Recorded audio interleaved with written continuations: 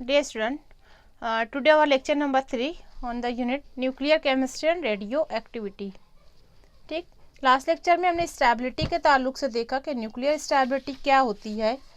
हमने इसमें एक स्टेबिलिटी जोन का डिस्कशन किया. अब हम देखते हैं कि रेडियो एक्टिविटी होती क्या है. इसका हमको एक एक्सप्रेशन निकालना है डीके कांस्टेंट का, और साथ ही साथ हम ग्राफिकली शो करेंगे कि half life of radioactive element क्या होती है. ठीक, सबसे पहले तो रेडियो एक्टिविटी ये क्या होती है. जैसे कि कुछ elements like uranium, thorium, radium, ये एलिमेंट जो होते हैं वो खुद से जो है शवपाशी करते हैं, रेडियो एक्टिव कहलाती है. ठीक, और कुछ एलिमेंट जो होते हैं उनको रेडियो एक्टिव बनाया जाता है. ये जनरली अनस्टेबल होते हैं. दे रेडियो एलिमेंट्स और देयर न्यूक्लियाई आर अनस्टेबल. ठीक, तो यहाँ डेफिनेशन देख लेते हैं हम रेडियो एक्टिविटी की. The phenomena in which the nuclei spontaneously emit a nuclear particle. ठीक, ये न्यूक्लियर पार्टिकल क्या हो सकते हैं. They may be alpha, beta and gamma radiation. ठीक है, transforming to a different nuclide is called radioactivity. मतलब यहाँ पर कोई भी एटम का एलिमेंट का न्यूक्लियस जो है वो रेडिएशन शो करने के बाद डिफरेंट न्यूक्लियाइड में कन्वर्ट होता है. That is called the phenomena is called radio activity.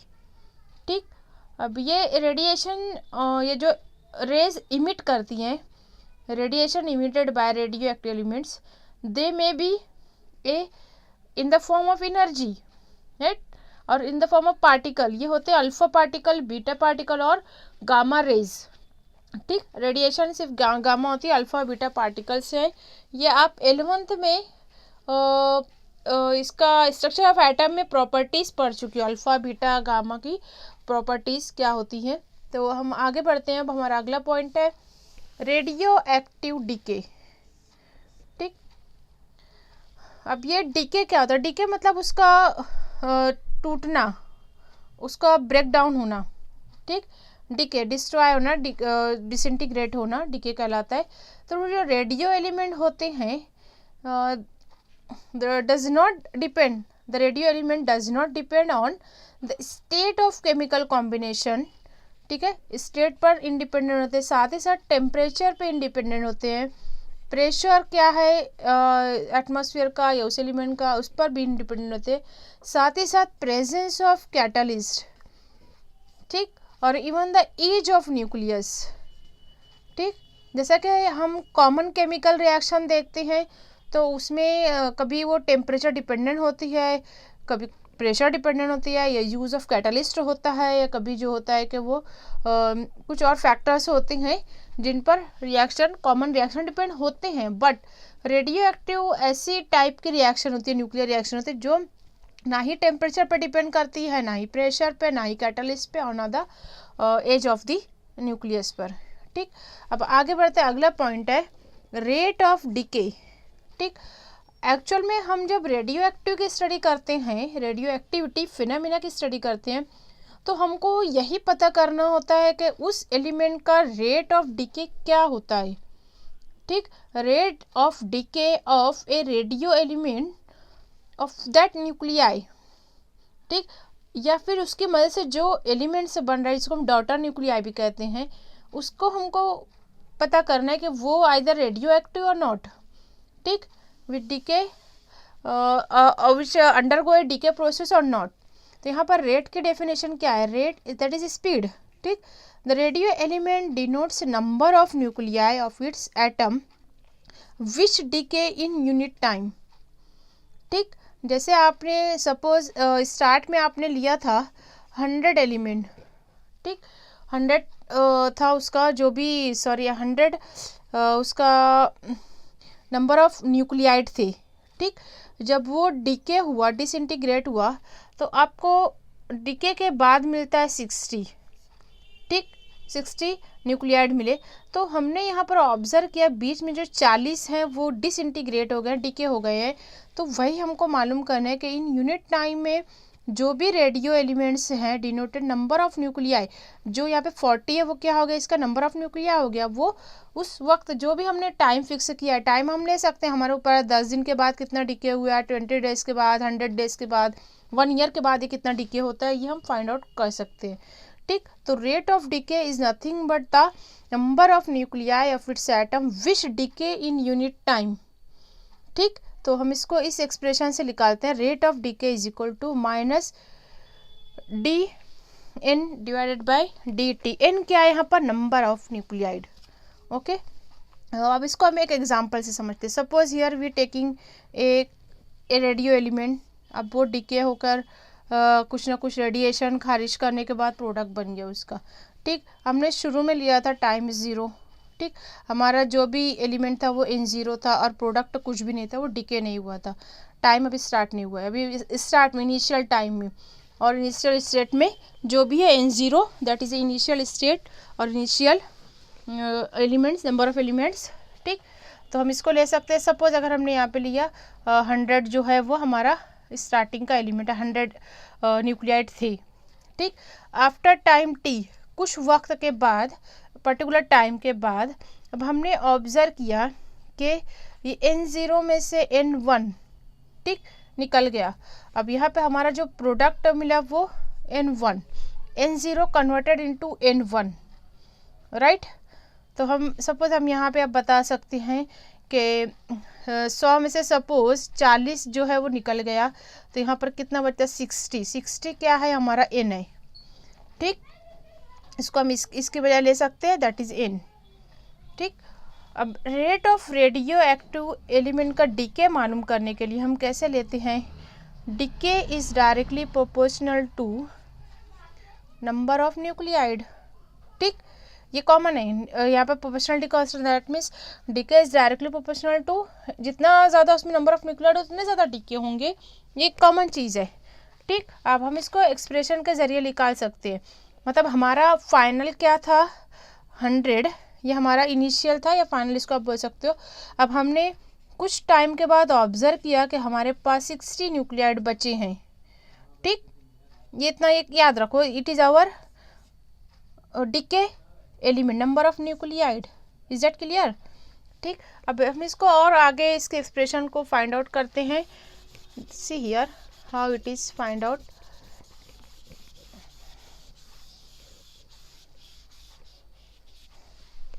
सी, अब हमको रेट निकालना है। रेट निकालने के लिए हम वैसे ही इक्वेशन लिखेंगे, rate of radioactive decay. ठीक, इसको हम इक्वेशन फॉर्म में इस तरह बता सकते हैं, रेट ऑफ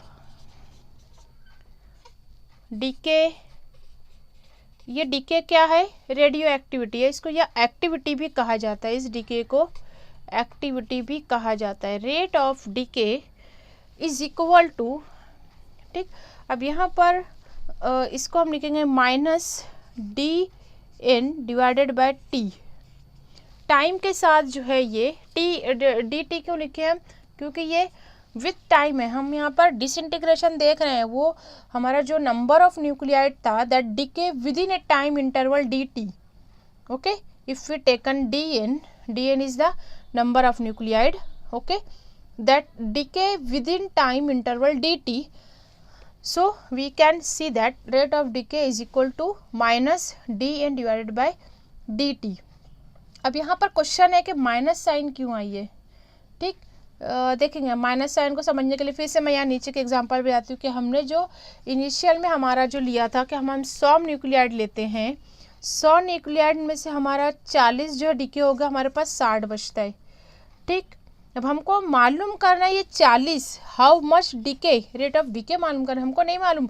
हमारे पास 60 न्यूक्लियाइड मिले हमको, अब आपको नहीं पता वो 40 कितने डिसइंटीग्रेट हुए हैं।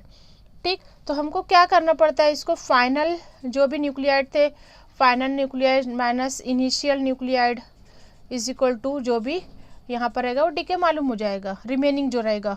ठीक, तो फाइनल हमारा कितना था जो हमने लिया 100, सॉरी हमारे पास कितना हमको मिल रहा है फाइनल, हमको कितना हासिल हुआ 60 और इनिशियल हमने लिया था 100। अब ये कितना हो गया है, that is -40। Is that clear? तो अगर हम इसकी इक्वेशन लिखेंगे तो किस तरह लिखेंगे, डी, अब यहाँ पर n की जगह हमको रखना है, डी एन की जगह पर 60 - 100 डिवाइडेड बाय डी टी।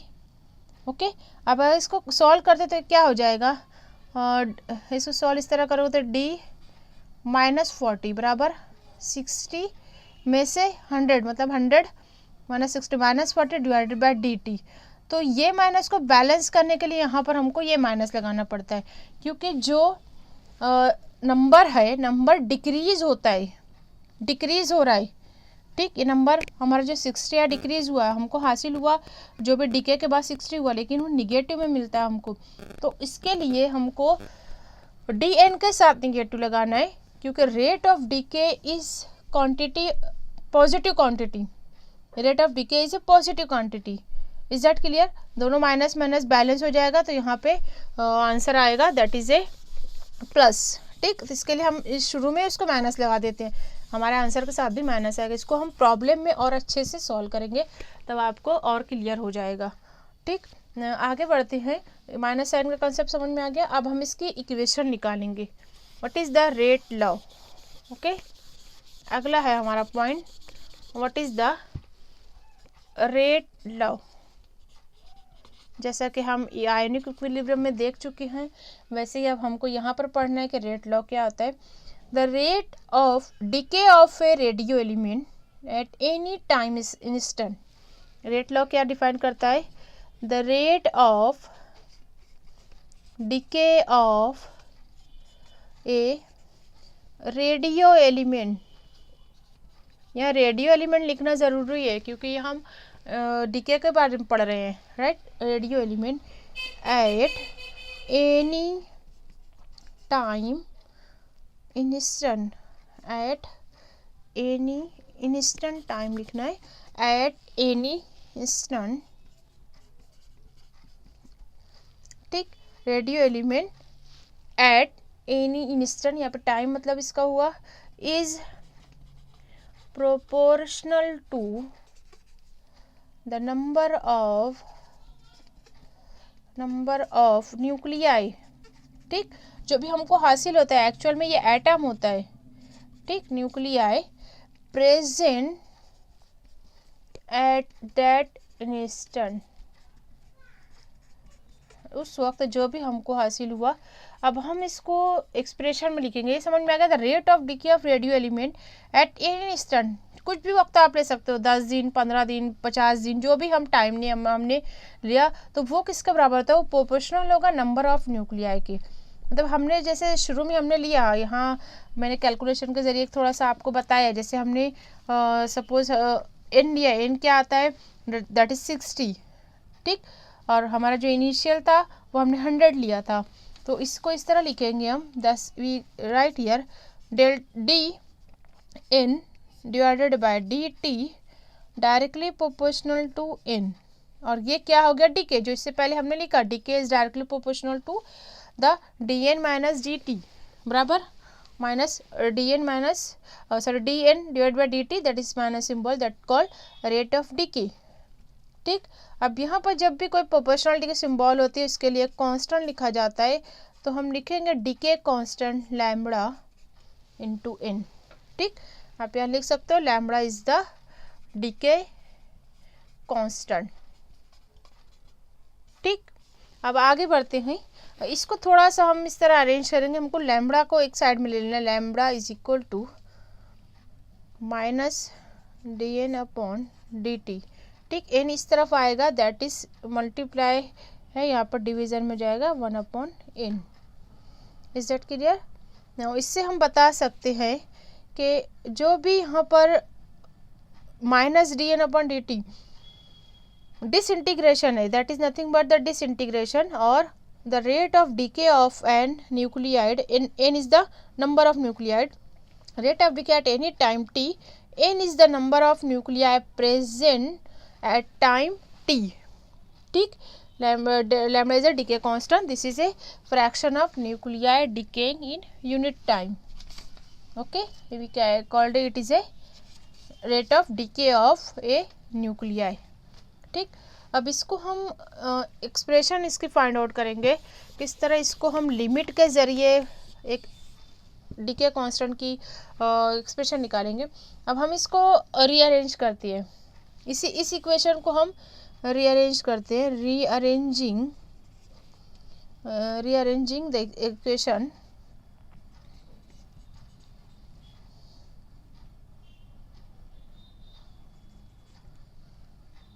ठीक,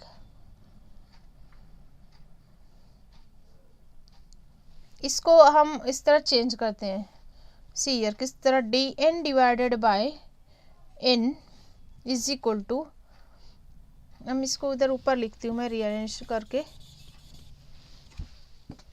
पहले हम इस इक्वेशन को लिखेंगे, ये वाली इक्वेशन को। ठीक, minus D N upon D T that is equal to N lambda N. Okay, इसको हमको लिखना है लैम्बडा एन।